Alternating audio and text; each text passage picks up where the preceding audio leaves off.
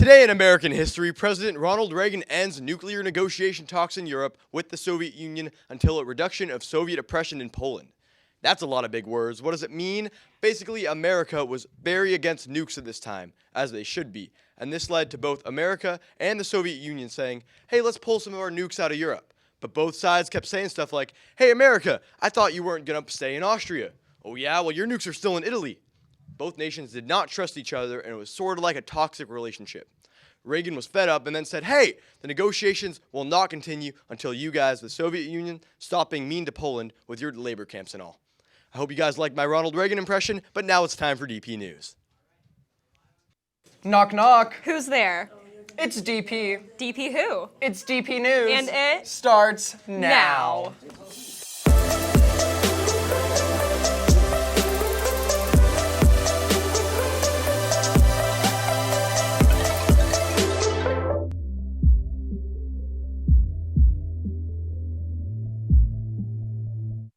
Nolan, you know how school can be crazy stressful and overwhelming? Yeah, I do, Lindsay. Well, what would you say if I told you Miss Metschi is going to be offering a yoga seminar on Wednesdays to help focus and calm students? I would say, are you going? Because I sure am. You can sign up for the seminar on the DP website. If more than 15 students sign up for it, it will for sure happen. Are you a student who likes to discuss social issues that are present in our world today?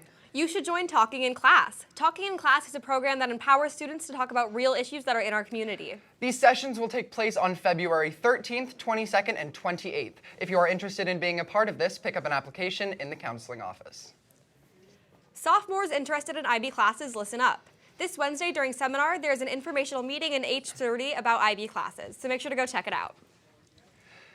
If you are a student with a free second, third, fourth, or fifth period, make sure to pick up a sticker in Ms. Ziegler's office. Make sure you have your IDs with you. If you have a free sixth period, go to the library during sixth period for stickers. Are you a senior who is planning on going to CC next year? Well, if you are, turn your ears on because this is for you. SBCC is hosting various events to help DP seniors enroll for classes next fall. The first event is the Senior Assembly, taking place next Monday the 29th during third period in the cafeteria. Attendance will be taken at this meeting. You can see your counselors with more questions. Before we go, I believe Nolan wanted to shed some light on the incredible event he has organized for this Saturday night, the 27th. That's right. The Santa Barbara Strong benefit concert will be held at 7 p.m. in the EPAC on Saturday night. This is a concert with local student performers from Dos Pueblos, San Marcos, Santa Barbara, and Bishop Diego High School. All proceeds from the concert will go to the United Way Thomas Fire and Flood Fund. It is a $10 minimum donation, but further donations are graciously accepted. And it all goes to an incredible cause. You can buy your tickets in the EPAC box office after school starting today. So make sure to spread the word and help out our community. Thanks for listening, DP. This is Nolan and Lindsay signing out. Now let's send it on over to sports.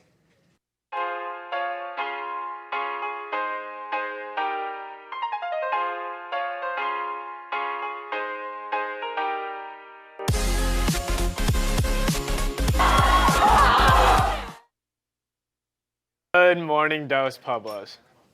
He's Caleb, and I'm Ameena, and this is your sports report. Wrestling continued their dominance this season by beating San Marcos 81-0 in a dual meet last week. Then, this weekend at the California Invitational Tournament, sophomore Connor Lee knocked off 3 top-seeded wrestlers on his way to a 5th-place finish. And Cade Usaka went down a weight class, but just like every other tournament this year, he placed in the top 10. Both wrestlers have their eye on the state tournament this season, and the team as a whole walked away finishing 17th out of 80 teams. Girls water polo blew both Santa Barbara and San Marcos out of the water this week with 10-2 victories over both teams. The girls are ranked number 2 in CIF Division I and got a great 2 games from Taya Nuschel as she had a handful of goals, assists, and steals. For more on this, here's Cameron with an interview. All right. Thanks, Caleb. I'm Cameron Wicker, and thanks, Taya, for joining me.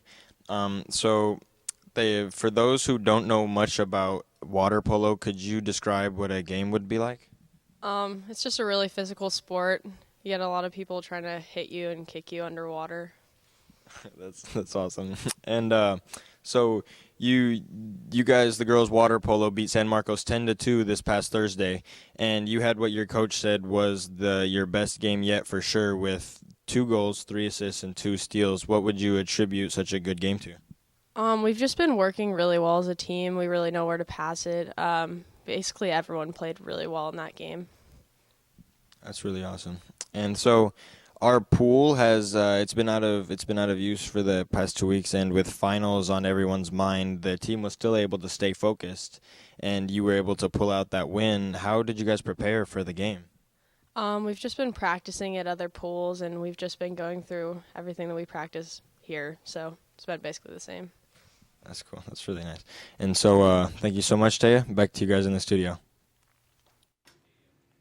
Thanks for sharing, Taya, and best of luck to the girls the rest of this season.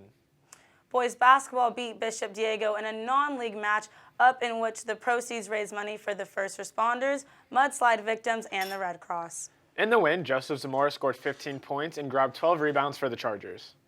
The boys then lost to Santa Barbara on Friday night on the road, despite a combined 28 points from Cyrus Wallace and Daniel Orizate. Girls basketball also lost to Santa Barbara last week, dropping to 0-2 in league play. Boys soccer had just one game last week and unfortunately lost 6-0 on the road against nationally ranked SB. Girls soccer played twice last week, and before both games, we were able to have a moment of silence pregame for the victims of the recent tragedies in our community. The girls lost to Santa Barbara on Tuesday night, 1-0. In the loss, the Chargers backed four played extremely well as they were led by Josie Morales and Amelia Kling, to the younger sister of Evan Kling. And then on Thursday night, the girls tied San Marcos 2-2.